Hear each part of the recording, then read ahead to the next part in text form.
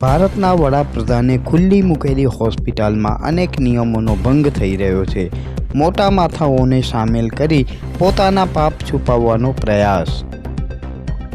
ભુજની કે પટેલ હોસ્પિટલના બાંધકામમાં અનેક નિયમો તોડવામાં આવ્યા.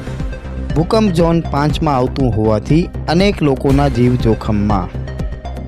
લોકોના જીવ બચાવવાની જગ્યાએ લોકોના જીવ લે તેવી હોસ્પિટલ બનાવવામાં આવી છે.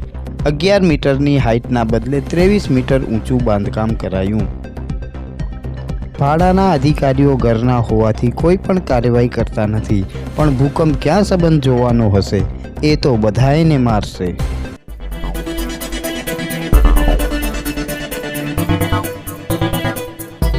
નમસ્કાર, આવાજ જનતા કીમાંથી હું દતેશ ભાવસાર.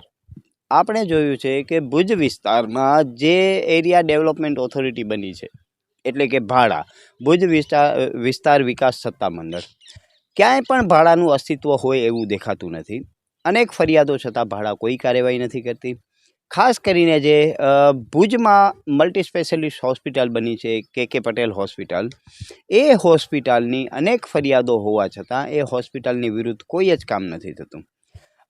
એ હોસ્પિટલની ઘણી બધી ફરિયાદો એવી છે કે એનું બાંધકામ જે મળવાપાત્ર પરમિશન હોય એનાથી ડબલ કરેલું છે. એના બેઝમેન્ટ જે છે એનામાં ઓપીડી ચાલુ છે એની ફરિયાદ છે. એક દર્દીની એવી ફરિયાદ આવેલી હતી કે એને સારવાર આયુષ્યમાન કાર્ડમાં નથી આપી, એ બાબતે નોટિસો પણ ગયેલી છે અને એ સરકારી તંત્રો લડી રહ્યા છે. કેન્સરના એક પેશન્ટની ફરિયાદ એવી પણ સૂત્રોના માધ્યમથી મળે છે કે એને સમયસર ઇન્જેક્શન નથી આપવામાં આવ્યું અને એને ખૂબ જ મોટું નુકસાન થયું છે. આમ કે પટેલ હોસ્પિટલ આવી અનેક જે ઘટનાઓ બની છે એના કારણે બહુ જ ચર્ચાનું કેન્દ્ર બન્યું છે. પરંતુ જેમ મેં તમને કીધું કે ભાડાના અધિકારીઓ છે એ માત્ર અને માત્ર નખત નારાયણમાં જ સમજે છે, એટલે મોટા ભાગે વહીવટો કરી અને ભાડાના અધિકારીઓ એમના વિરુદ્ધ કોઈ જ કાર્યવાહી નથી કરતા. એની સામે બીજો પ્રશ્ન, મેં જે ગુજરાતનો આખો મોડલ છે એવું છે કે મહાનુભાવોના હાથે ઉદ્ઘાટનો કરાવવા, એમની સાથે ફોટાઓ પડાવીને મૂકી દેવા, જેનાથી અધિકારીઓ ઉપર એવો પ્રભાવ પાડવામાં આવે કે એમની ઓળખાણ છેટ ઉપર સુધી છે, એટલે અધિકારીઓ એમનાથી ડરે. આ જે બીકનો મોડલ છે એ ગુજરાતનો મોડલ છે અને એ અત્યારે આખા દેશમાં લાગુ છે. જ્યાં જે હોસ્પિટલનું ઉદ્ઘાટન પ્રધાનમંત્રી નરેન્દ્ર મોદી કરતા હોય તો એની સામે એક સામાન્ય જે ઇજનેર છે, ટાઉન પ્લાનર છે, એની શું હેસિયત હોય કે એ કાર્યવાહી કરી શકે? પરંતુ આ કિસ્સામાં એવું છે કે આ કે પટેલ હોસ્પિટલ એ પટેલ સમાજના દાતાઓ દ્વારા બનાવવામાં આવેલી છે અને ભુજના જે ટાઉન પ્લાનર છે એ પણ પટેલ હોવાથી, જ્ઞાતિનું સમીકરણ આવતા હોવાથી એ એમની સામે કોઈ જ કાર્યવાહી નથી કરતા. આ બાબતે અનેક વખત અમે અધિકારીઓને રૂબરૂ મળ્યા કે તમે કાર્યવાહી કરો અથવા ન કરો એ તમારો વિષય છે, પરંતુ અમારા દર્શકોને તમે ઇન્ટરવ્યૂના માધ્યમથી કહો કે શું કાર્યવાહી થવા પાત્ર છે, અને તમે નથી કરી તો શા માટે નથી કરી.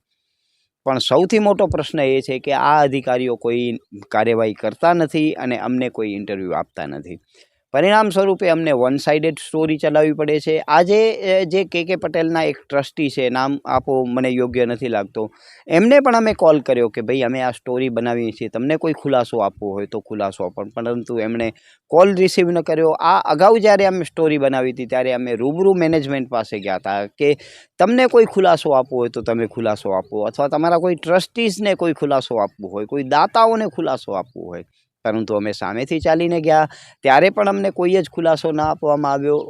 અમે તો એમનો મત જાણવા માટે ગયેલા હતા કે એમનો પણ અધિકાર છે શું એ એમના તરફે કહે છે, પરંતુ કોઈ જ અમારી સામે આવતા નથી. બધે જ લાજ કાઢે છે. એનો સીધો મતલબ એ થાય છે કે દાળમાં કાળું નથી, પણ આખી દાળ જ કાળી છે. જેમ મેં તમને કહ્યું કે ભૂકંપ સેઇસ્મિક ઝોન 5માં કચ્છ આવતું હોવાથી કચ્છ જિલ્લામાં જે બાંધકામ થાય છે એને 11 મીટર સુધીની પરમિશન મળવાપાત્ર હોય છે, પરંતુ આ કે પટેલ હોસ્પિટલનો અંદાજિત 23 મીટર જેટલો ઊંચો બાંધકામ કરી દેવામાં આવ્યો છે. જે બેઝમેન્ટ છે એ બેઝમેન્ટ માત્ર અને માત્ર પાર્કિંગ તરીકે યા સ્ટોરેજ તરીકે યુઝ કરવાનો હોય છે, પરંતુ એ બેઝમેન્ટમાં એ લોકો આખો એમનું મેનેજમેન્ટની ઓફિસો ચલાવે છે, બેઝમેન્ટમાં ઓપીડી ચલાવે છે, બેઝમેન્ટમાં અન્ય બીજા કામો પણ કરે છે, જે નિયમ મુજબ થઈ શકે એમ નથી. તેમ છતાં મેં તમને કીધું કે ભાડામાં અધિકારી પટેલ છે અને આ પટેલ સમાજની હોસ્પિટલ છે, એટલે કોઈ જ કાર્યવાહી થતી નથી. કાર્યવાહી નથી થતી, એના દુષ્પરિણામો શું આવશે? એક તો જેમ રાજકોટ ગેમ ઝોનની ઘટના બની હતી, એમાં બેઝમેન્ટમાં કેટલા લોકોના મરણ થયા હતા આગ લાગવાની પરિસ્થિતિમાં.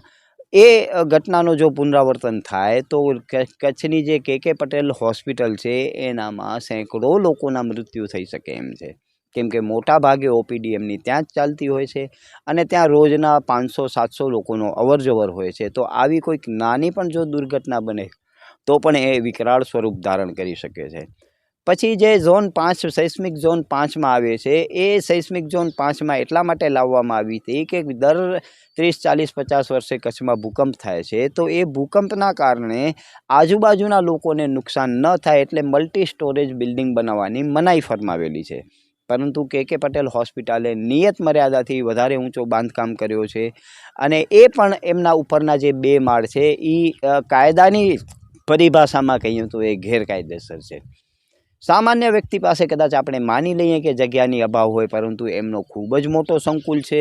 હાલની તારીખમાં પણ ઘણી બધી જગ્યાઓ ખાલી છે. તેમ છતાં એમણે જો મલ્ટી સ્ટોરેજ બિલ્ડિંગ બનાવી હોય તો એના પાછળનું કારણ પણ અમે એમની પાસે જાણવા ગયેલા, પરંતુ એ પણ એમણે કારણો આપ્યા નથી. અને આવી જ રીતે પ્રધાનમંત્રીના હાથે ઉદ્ઘાટન કરવું, મુખ્યમંત્રીના સાથે સારા સંબંધ હોવાના કારણે એમની સામે કોઈ કાર્યવાહી નથી થતી. પરંતુ જો સામાન્ય વ્યક્તિ, મારા તમારા જેવા વ્યક્તિના ઘરનો છજો જરા બારે હોય, બાથરૂમ જરા બારે બનાવેલું હોય તો ઓથોરિટીવાળા એને તોડવા માટે તરત આવી જાય છે.